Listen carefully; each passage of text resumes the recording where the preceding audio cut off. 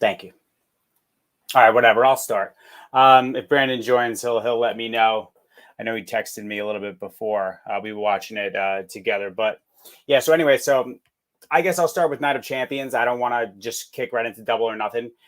First of all, I kind of feel like this pay per view had a little bit of an issue because last night was just so awesome. I don't know if you guys agree with that, but pretty much, I mean, that Saudi show was probably one of the best shows of the year. And for AEW to have to come around and have to do that again, like right after that, that's probably not the best spot in the world that you want to be in. If you want to just start at the top, I mean, Rollins winning, I think you guys would agree that that's the one that's what needed to happen. Rollins was the guy that he's going to be holding that belt. I expect to have a decent reign out of it. AJ Styles, of course, he puts on a great show. He was the perfect guy to dance with Rollins in that manner. So you just can't complain there. They understand WWE knows how to open a show. Sure, it was, you know, it could have easily gone on later. And I know some people were like, oh, why is this opening? Well, I think you just want to open hot. And that's exactly what they did. They got it out of the way so that they obviously knew they were going to do the Bloodline storyline at the end of the show, which is probably why Rollins opened it, right? You don't want to steal their shine. Becky and Trish, I think the story there is Zoe Stark. I don't think anyone would disagree with that. Introducing some new blood into the actual, the women's division is something you need. And obviously Lita is going to be brought back into the picture there. Gunther and Ali. I mean, I said it earlier in a tweet today. Does anyone even care that this guy's name was Walter? I mean, legitimately, probably like a top 5-star right now for WWE is this guy. And Ali, finally, they're actually using him right. I mean, it just totally made sense how they're using him. He's a baby face. You don't have to put him in these weird groups anymore. Just let the damn dude be who he is. And obviously it's a better product. Gunther, what else can you say other than the fact that he's the man? Plain and simple. They made sure that he went over strong. You knew it was going to happen. No one's complaining there. Where's that guy going to be in a year, though? Does he have the belt? Does he have the big belt? I think we're heading down that path. Bianca and Asuka, I did not see this coming. I don't know about you guys, but didn't see Bianca losing there. But clearly, they probably wanted to get that record, and they got it. Asuka has the title now. I just don't know what happens next, though. But I will say I do think they needed to get the belt off Bianca some way, and Asuka's probably the only female that's not in another storyline that could probably have done it there. You know, she's the only one that's credible enough. Rhea and Natalya. Natalya is always at these Saudi shows. I don't know how it happens, but she's just always there. She literally has a match every single time there is a Saudi show. And Rhea just went over in about 30 seconds. Don't think anyone's complaining there. Rhea's an absolute star. She's probably the face of that division right now. I kind of wish she had a bigger match and that it was built up a little bit more, have a better competitor for her, but we'll see where that goes. Brock versus Cody. I think this is the biggest difference between AEW and WWE right now is that when you see a guy like Brock in the ring, just from a physicality and size standpoint, that's why the WWE seems a lot larger than life. I just don't know how there's anyone in AEW right now that can just have the star power that a Brock has.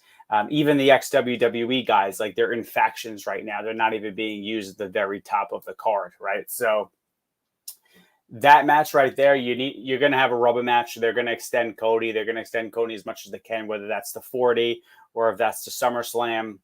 I don't even know if it makes sense for SummerSlam now if he were to come back and try and get the title off either Seth or Roman. So I think they're going to play the long game with Cody. I don't know if you guys think of anything. Let me know in the chat. And I'm gonna get to your questions in the chat right after we finish with Night of Champions, and then we'll just dive into Double or Nothing, and then we'll just kick this thing off. And then lastly, I mean, just when you think the Bloodline storyline is done and everyone's like, okay, what's next? Here we go. Here's the second chapter or the third chapter, whatever chapter we're in right now. I mean, Jimmy being the one that gave the super kick, I didn't personally see that coming, but I'm happy it did. Now we get an entirely new Bloodline storyline within the Bloodline. And This is why WWE right now, which Nick Tirani, I don't know. I'll text him. I will text him, Michael, for you. I will text. Everyone wants to know where Nick is. Yeah. So, I mean, I just can't believe that happened at the end. It's just a perfect ending to a perfect type of show. And the fact that they're using these Saudi shows to actually further these type of big time storylines is just goes to show how much emphasis they're putting in to these big time these shows when they head over there. They're not holding back when it comes to storyline. Let me see real quick before we jump into Double or Nothing. Let me just text Brandon and see if he's around. He said he can come, but he's cooking brisket right now. Hold on, I'm trying to get Brandon in here, guys.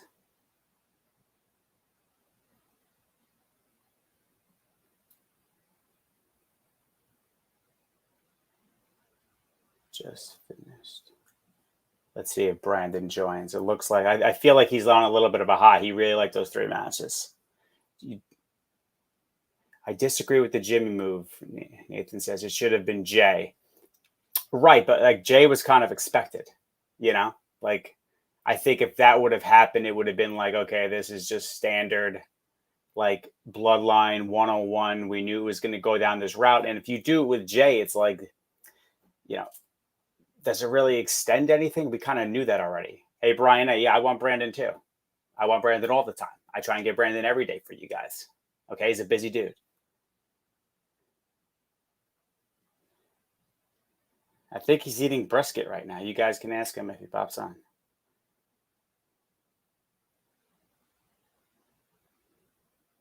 I'm going to wait for him to join.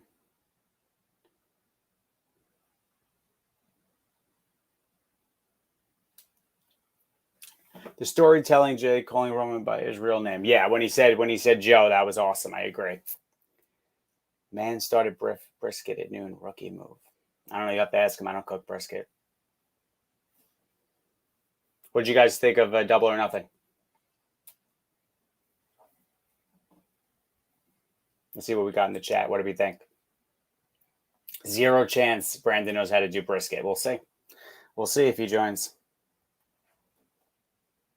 The 4 Pillars match should have main evented. I was a little bit confused by that too. I kind of feel like the way this ended, it was a little bit like I don't know.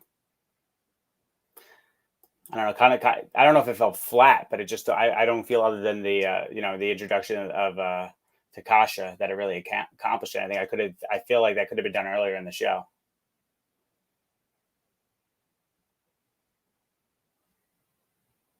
It wasn't fullback, yeah. It was a nuts match. I mean, they played music for the first like 20 minutes. I was checking my audio. I didn't know what the hell was going on. You didn't enjoy the show, you thought the forward. So Fly, you said you didn't enjoy the show, or you did? Seth should have headlined it. Caleb Long. He could have, but not with the bloodline on the show. I think that's why he went first.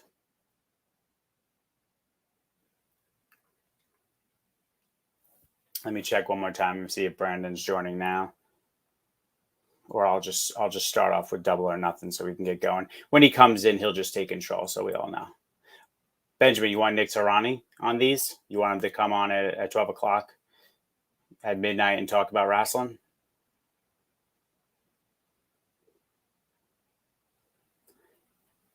Same page, Nathan.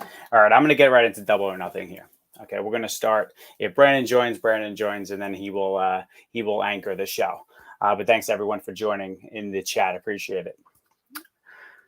So, what's funny about this pay-per-view is typically he did retire. Yes, thank you, Brian. Is that typically these battle royals are like throwaways, but I actually think this is one of the better matches on the show. I think the battle royal was one of the best matches on the show. I would have liked to have seen Big Bill go over, but I understand you're not going to just end. You're not going to end, Orange Cassidy's reign like that in a battle royal. But I mean, that was one of the better matches. I mean, it had high spots. It had storytelling within the match. You establish some different types of stars, but I mean, I when I saw that they opened with the Battle Royal and it was that good, I was like, wow, this is gonna be another vintage AEW pay-per-view. I did feel that, like, I think someone said earlier in the chat, it felt like two different pay-per-views. Like, I felt like the first half, or at least like two-thirds of the way through, it was kind of slow. I was like, this feels like a dynamite to me. And then as soon as I think, and we'll get to it, when the Jade match happened with the Statlander, uh, I guess, open challenge, I think that completely different turn of the show. So yeah, the battle royal was solid. Orange Cassidy kept it. You know, he obviously retained. I think that was expected, but I think they established that Big Bill is going to be someone in the future. I mean, he looked incredible. He's one of the biggest dudes on the roster. So you need to utilize that guy in a different way. Then we went straight into Adam Cole and Jericho. Is that correct? We went right into Adam Cole and Jericho. Um, and I don't know. I don't know about this one either. I thought it was going to be a little bit more violent, but I think obviously at Jericho's age, you know, you're going to be doing different things. You're going to be using like obviously lots of foreign objects, things like that. But am I going to do the NXT show? I could only watch one show at one time. One show at one time. That's all I got. I mean, listen, the Jericho match was interesting. I think Britt came down. Obviously, that started paying off, and then the Outcast came down. But I don't know. I don't know. What do you guys think in the chat? I wasn't a huge fan of this match. I felt it was a little bit slow. Anyone else feel that way? The stoppage was odd. Yeah, that's what everyone's pointing out to. It looked like, I mean, Jericho obviously did the promo later in the show, but he just kind of sat there and Cole was just punching him, and it wasn't even like hit him in the eye, and they just called it off. It was a very strange match. It felt slow paced, as if almost something. Thank you, yeah, Peter. Yeah, it definitely felt slow, and we interviewed Cole earlier, so like in the week. So I figured this was going to be one of the top matches on the card. The placement of it kind of shocked me too. I actually thought they were going to play it off a little bit. It was clunky and the stoppage was odd. Yeah, I agree. And what's tough about these is that the way you end the match is what everyone's going to remember, and it just had a very strange finish. Like, that's not, if Jericho is in a match, you don't think that he's going to finish the match like that. He's too good. He's too great of a performer to be like, hey, we're gonna end the match on just a few punches to my head and we're gonna call it a day. So, I mean, is that the payoff for that feud? Is it over? I feel like they need more, but I don't necessarily know if I want to see more. I kind of feel like Adam Cole needs to. I mean, Adam Cole's been around. He was out for some time. This may be a little bit tune-up match to get him back into the swing of things, but he's a main event superstar. Like, he needs to have a shot at some title, period. And then we went right into FTR versus Lethal and Jeff Jarrett. Man, Jeff Jarrett's still going. Still going. I mean, I think I watched it In Your House from like 20 years ago, and he was on it. So, I mean, Jeff Jarrett in the ring. Again, this was another one where, like, it's a solid match. There was nothing crazy. I would say the star of the match was JR on commentary. I don't know what he was saying. I have no idea what JR was saying on commentary tonight. Anyone else catch some of his, I guess, snafus? I mean, I thought it was, I don't know. They were all over the place. And then obviously In Your House, wild, right, man? What are you saying, Peter? Is the GOAT never reinventing? I guess not. Just come to the ring with a guitar for like 25 years. So Jeff ended up hitting Mark Briscoe with the guitar. And then I guess the spot of the night was Aubrey actually getting smashed in the head by Karen Jarrett. I mean, Aubrey kind of just looked like she was like flailing there. I have no idea what was going on. She kind of just stood there and like put her head out. And then Karen Jarrett like literally fell over her own 2 feet. So the beginning of this pay-per-view clearly had a very distinct like theme to it, where like I was just like, this is a dynamite. There's just lots of honky spots going on, and like, yeah, I love the spot too. It was great, but like a pay-per-view spot, it just felt like there was so many different, like, I don't know, gadgets being used. Like, it was just every match had either a stipulation or a run-in or something like that. So I don't know. I mean, this match was fine. FTR won. I don't. There's no like long term storytelling with Jeff Jarrett and Lethal. So FTR won the match. listen, the tag team division needs to get a little bit. We need to bump this up. We need to bump this up a bit. If anything, AEW should have over like WWE is solid. It was a comedy match, sure, but like, is FTR comedy wrestlers? Like, do you want FTR to be a comedy wrestler? Or do you want them to put on like performances what they did with DIY back in the day? Like, that's what I want for FTR. I don't necessarily want like comedy spots. We don't need 2 guitar shots in an FTR match. Just have the wrestling match. Then Christian Cage and Wardlow. The only thing I took from this is that, you know, Wardlow is really, really athletic, but I just don't know where his character is right now. Like, I didn't expect Christian, you know, to be doing anything here. Arn Anderson looked exhausted, just like getting into the ring. I mean, I guess FTR did leave because of the comedy spots, but I mean, to me, they should just be doing like solid matches. But anyway, back to the Wardlow match. Wardlow taking that Hardy like swanton. That ladder was like a 30-foot ladder. AEW FTR is better than WWF FTR. I don't know if I necessarily agree with that. Do I know wrestling is fake and boring? No, I don't, actually. I think it's real, and I think it's awesome. So I don't know what you're talking about. Kevin Abru. I don't know what you're talking about. So really nothing to say about that match. Christian can still go, though. I would say out of all the older guys on the show, he's probably the best one in the best shape. Like, legitimately, like, Christian can actually still go. He doesn't do anything that he's not supposed to be doing. He's in good shape. He can run a match. And I'll say that Arn Anderson eating Luchasaurus fingers. Yes, we can talk about that. I, again, just, like, they got to be sitting in the back being like, Brandon, I'm looking for Brandon myself. I'm looking for him myself. The brisket must be overdone. Yeah, Arn Anderson biting Luchasaurus's finger. Like, I mean, I didn't see the enforcer doing this at any point in his career. But I guess here we are. You needed to get him on the table somehow, and that was biting his finger off, and then setting him up for a swanton bomb. So it was fine, you know. Wardlow, Christian Cage. But again, I don't know why AEW feels the need. They always bring back, how many like older wrestlers are we going to bring in? I mean, we had Sabu earlier in the night. I mean, legitimately like hobbling to the ring, and he's supposed to be like the actual enforcer. And then he takes his dive, which he legitimately looked like he hurt himself. So I don't know. I don't think AEW needs to bring back these nostalgia acts constantly. You want them to be a mouthpiece, that's fine. But like, we don't need them to be physical in the ring at this point. That's just how I feel. Thanks. I do appreciate that, Mr. Uncle Herb. I'm trying here. Listen, I mean, it's a late night. As I'll say, is that AEW, they go about an hour longer than these WWE pay-per-views. It's like, I wish if I could tell Tony anything, I'd be like, just take an hour out of the pay-per-view, because we didn't need about 3 of these matches, and it would have been a great pay-per-view. It would have been, or like a really solid one. I kind of felt that it dragged on a little bit because of that last hour. Like, you don't need to push this Anarchy in the arena match. Like, it could be way further up in the card, or it could just close the night, but an hour earlier, and then we could be doing this ahead of time. We do not. We're just listening to Nick and community and enjoy. That's what I'm trying, Zach. That's what I'm trying. Solo's not easy with these. You kind of want someone to talk to, but we'll take it. Right? We're just talking wrestling. It's not hard. And then I'll take some questions if you guys want to talk about the pay-per-view or even wrestling in general. We'll talk about that right after. Hayter versus Tony Storm. I guess Hayter's hurt, like, legitimately. I mean, there's no rhyme or reason why you would ever take that title off her. It had to have been done like this night for whatever reason.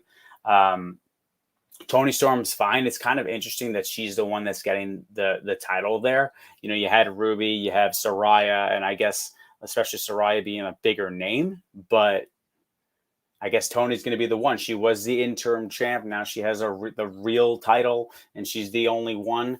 So that's fine. But that match, and it's strange as well. Like, if you're going to if Britt, Cheetah, if you're going to come to the ring, come together. Patrick, we're trying, man. We're trying. It's interesting. We'll get into those questions after we just run through the pay-per-view right here. So Hayter ended up losing. Tony Storm goes over. She's the new champion, and that's fine. I think they just had to get the title off her. If you read any of the dirt sheets, you figured that's where it was going to go. But it was a little bit of a letdown because Hayter was having a hell of a run. And eventually her and Britt are going to have a little bit of feud there. The trios title, House of Black versus the Acclaimed. Billy Gunn, two things I took from this. Billy Gunn is a big dude. I mean, he's a top 5 big guy in AEW. I don't know whether that's sad or just the fact that he's like, whose nostalgia is worth more, Arn Anderson or Trish Stratus? Trish Stratus, yes. Right now, Trish Stratus, yep. Billy Gunn's a big dude, and he can still go. The Acclaim did fine. I think the biggest thing was the rap at the beginning is the most memorable part of that. I do think that they need to push the trio style and make it a little bit more serious. Like the Acclaimed is great, but like it's still like a tag team and another guy. Like I'd almost rather them try and actually establish like actual like factions made up of 3 people. I don't know. It's a bit of a stretch. I think the trio size is a bit of a stretch in general. I don't ever feel like it's going to be that high on the card or that heat. It's a nicety to have, and it's interesting and it's different from what other promotions have. But as you can see here, like halfway through this match, I was kind of like, okay, it's great, but again, like this match could have easily been on Dynamite. Then Jade versus Valkyrie. So this is where the pay-per-view picked up. Don't know if any of you agree here, but I was expecting obviously Jade to go to 60-0, and then boom, here we go. So Jade goes over, she beats Valkyrie, right? Which I think we all expected. And then here's Statlander. So Statlander comes back, and this was the first time that the actual crowd like rose. That's another thing. This crowd tonight was awful. They did not bring it at all. Period. They were part of the reason probably why after the beginning, like literally everyone, it was like almost, they were like silence. I felt like I was watching like a WWE like Raw from like 3 years ago, where like everyone just sat on their hands pretty much. Crowd was brutal. I totally agree. And I think they probably affected the in-ring product. If you look at WWE's crowd, they've come off the Saudi crowd and they come off the Puerto Rico crowd. This crowd was flat, absolutely flat until this moment. So Statlander held that title. It was completely flat. So I blame them, but this is where everything changed. Like finally, like Tony booked it where like, you're like, okay, Chris Statlander, finally we got it off Jade. She's 60-0, great, but we need to turn the page here. And Statlander is someone who can actually go in the ring right now. She's an established star. She's homegrown with AEW. She's a creative pro. She was trained there. So I love that move. And right from there, things picked up. And then we went, dude, you are straight up lying. What am I lying about? Nama Burns, what am I lying about? Yeah, November Fire, I want Brandon too. I always want Brandon. You have no idea how much I personally want Brandon in general.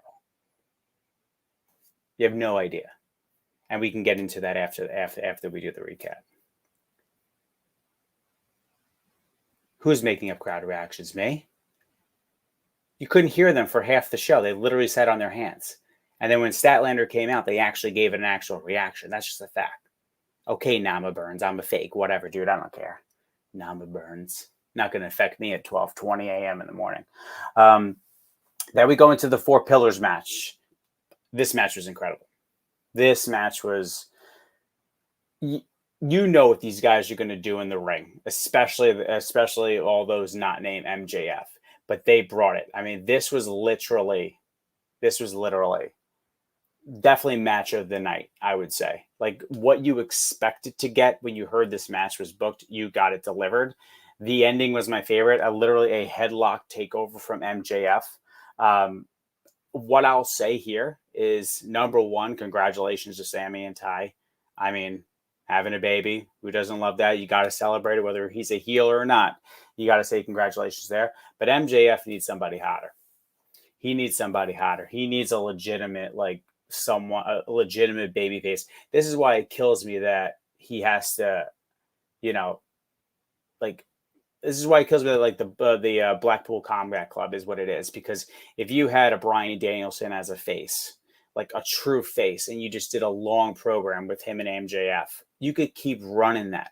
And I would keep wanting to see it. This is a 4-way that the world champion's not even closing the night. I just think that for this pay-per-view, and AEW only has 4 of them, come on. We need more. We need more for MJF. He's too big of a star to put him in a match with 4 people.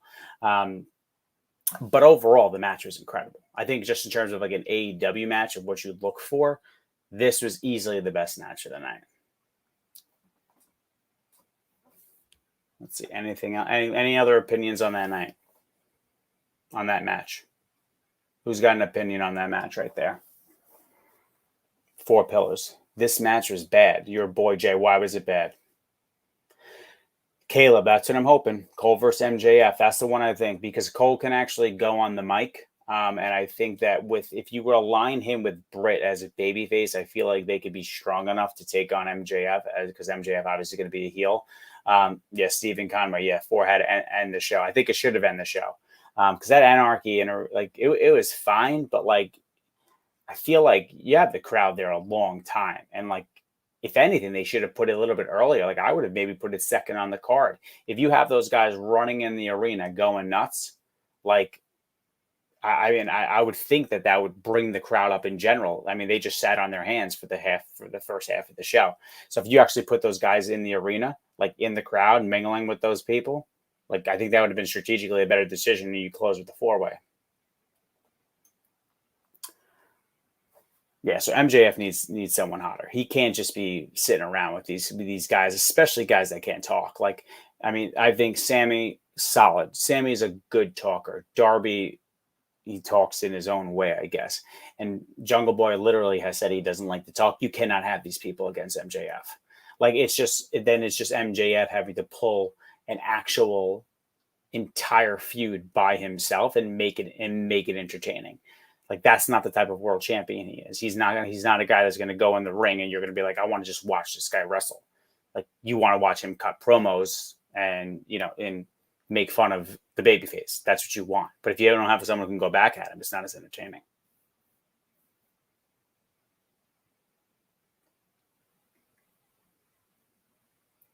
What was this? I hope one day you get a job with the promotion, and when you fail, you make a podcast where you admit you never knew how to book a show. Well, luckily, I'm not trying to do any of those things, Nama Burns. I'm going to keep you in here, Nama Burns. I could kick you out, but I find you interesting because you're just a funny guy. Anarchy in the arena closed out the match. I mean, I guess the big reveal at the end, the Blackpool Combat Club gets even bigger. I guess it's fine. I think this should have just been like, it's fine, Patrick. It's fine. We need heels in the chat. You say I'm trying to bring Rasslin into actual real pro wrestling. So we need some heels, and Nama's a good one. So yeah, Anarchy in the arena was fine. The big reveal at the end, I guess, the Blackpool Combat Club gets even stronger. But in my opinion, while I like their faction, right? There's stars in that faction that should be in singles competition. And I don't think it does favors to any of the big guys on the card if those guys are stuck in a faction. Like seeing Bryan Danielson just have partial of a main event when you brought this guy in makes no sense to me.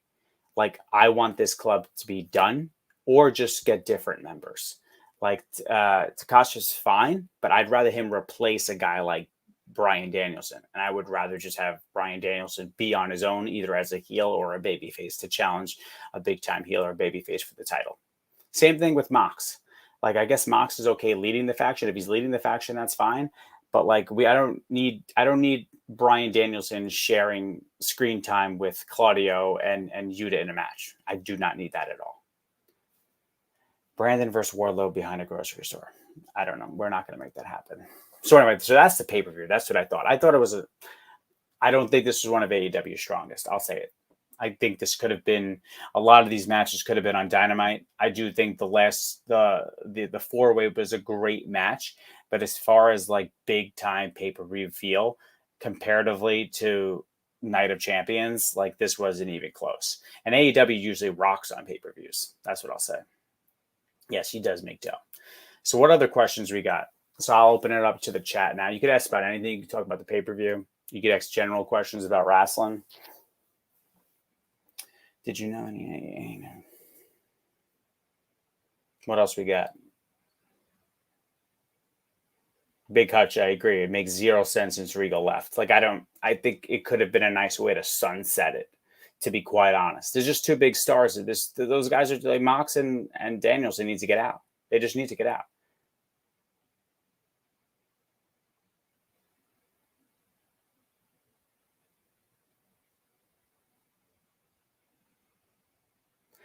Do I think MJF will be a star in the WWE? I mean, he'll absolutely be a star wherever he goes. I do think I think in AEW he'll have more freedom than he'll ever have. But I also think that he's meant to be on the big stage. But remember, he's only like 26, 27. So even if he stayed at AEW for another 5 years, he would still be 32 years old and going to WWE. So I don't think there's any reason to worry about MJF. He's only going to get bigger and bigger. Call Brandon. I've texted Brandon multiple times. What do you want me to do? What do we think about the ending of the Bayley, Yosuke, Raquel, and Shotzi ending on SmackDown? I don't know. I don't know. I don't have any thoughts on that.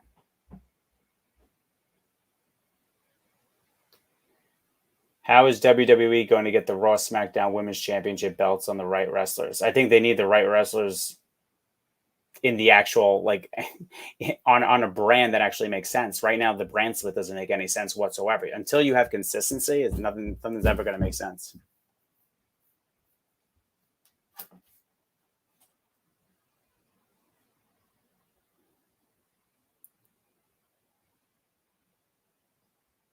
Hold on, I'm texting Brandon.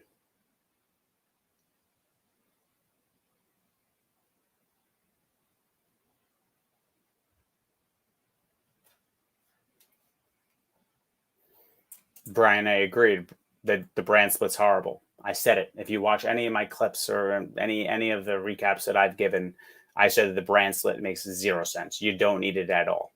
You just have one promotion and then you just wrestle on that promotion. All the brand split does is make consistency never possible whatsoever, and it takes down every single title. If I imitated Brandon giving his sauce, I would just say "aw" at the start of everything, and then I would speak.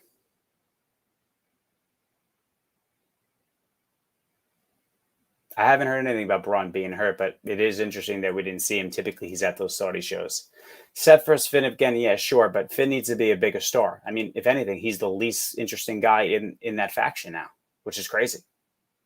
The brand splits helps. How? I don't agree with that. I think it worsens everything.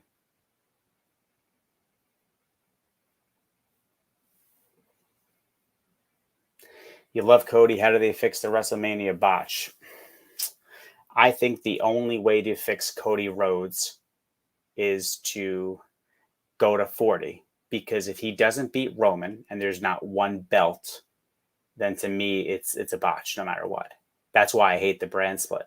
Is because the only way that Cody's like title reign and finishing the story where A Rhodes is actually the only champion, the only way to accomplish that is to have Cody win the one belt. Period. I don't even know if that's going to happen now because they split the belts. They just gave Rollins this brand spanking new big gold belt. So to me, I don't think you could reverse the botch. I think he's going to beat Roman at some point, and that's going to be the payoff. And I just don't think it's as good as if he would have won it at 39. I mean, I hope they split the belts from Roman. I just think it's ridiculous that we have 3 world championships on TV right now. November's fire. Did you see the thumbnail? Got to talk about everything. We already talked about AEW. I'll stay on for another 5 minutes because I don't think Brandon's going to come here. Any questions about Rasslin in general? Murphy has star potential. I agree, Nathan, but he doesn't have a character. I mean, I don't even know, like House of Black. Does that really fit his character? I don't think so. His name's Buddy. Romy versus Jimmy for Solo, sure. I mean, you could have Roman run through every single member of the Bloodline. My favorite finishing move of all time. Man. I don't know. Favorite finishing move? Probably the super kick, but Shawn Michaels only. I'll say that. Which Nick? Tarani Dub Dig?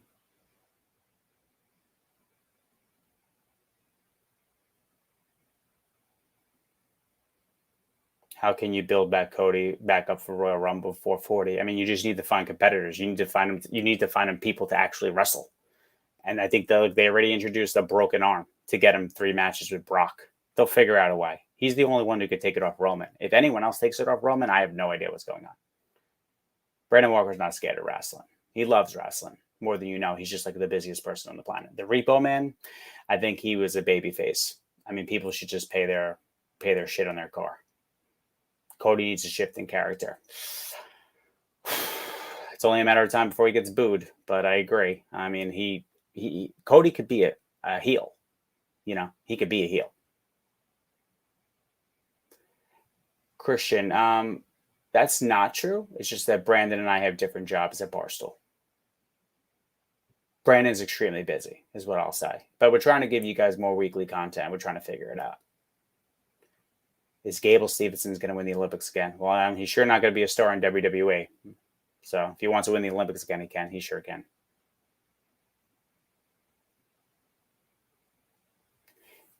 Brandon's busy during the week. I mean, he does like 5 live shows.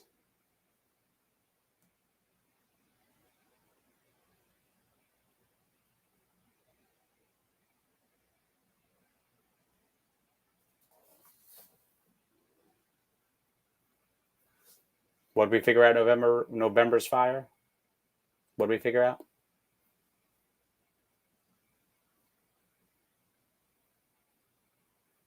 All right, guys, I'm going to call it a night. Thanks for joining for everyone who did. What we're going to do is we're going to, just to give you a little ideas. So obviously you guys know Brandon's moving to Chicago. So we're trying to fool around with this live stuff. There is a feature here where we're going to actually bring people in so that we could actually talk to you guys. I'm looking into that. So sorry, it was just me for today. But I'm going to try and bring more people into this type of stuff. And then we can actually bring you guys on the stream to actually have you guys talk, and almost like a call-in show, like it's a radio show. So like when we do these post shows or we do post Raw, post SmackDown, we could actually bring you into the actual conversation. So it's not just me reading off your chats and trying to do a recap at the exact same time. As far as weekly content is concerned, you're probably going to be seeing more of me, more of other people in the office. And then you're obviously going to have Brandon going to Chicago. We're going to figure it out there so he can keep doing the interviews. That is the goal, is to make sure that Brandon can do the top-notch interviews, because I think those are premium. I don't think anyone else, any of the other big interviewers on YouTube that you find, I don't think any of them are as good as Brandon. I think he's the funniest one. We bring comedy to wrestling, and that's kind of what our goal is. So when he's in Chicago, we're going to make sure he's set up with like someone who could actually, who can actually facilitate it and get it to you guys in a timely manner, as we do now with all of us being in New York. And then hopefully we could do some weekly content, so it's not just like, all of a sudden like, hey, he has 3 interviews this week and then we're gone for a month. That's not what I want. So, but anyway, guys, thanks for joining. If you have any questions, you can hit up the Rasslin Twitter account. We'll always be there. But thanks for joining. Appreciate your time, and we'll see you guys at the next pay-per-view. Take it easy.